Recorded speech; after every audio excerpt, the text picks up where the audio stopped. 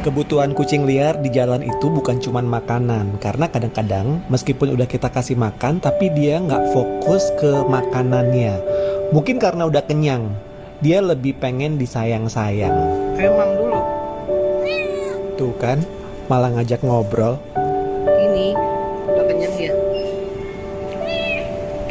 Tuh, dia ditinggalin dan tetap ngikutin loh.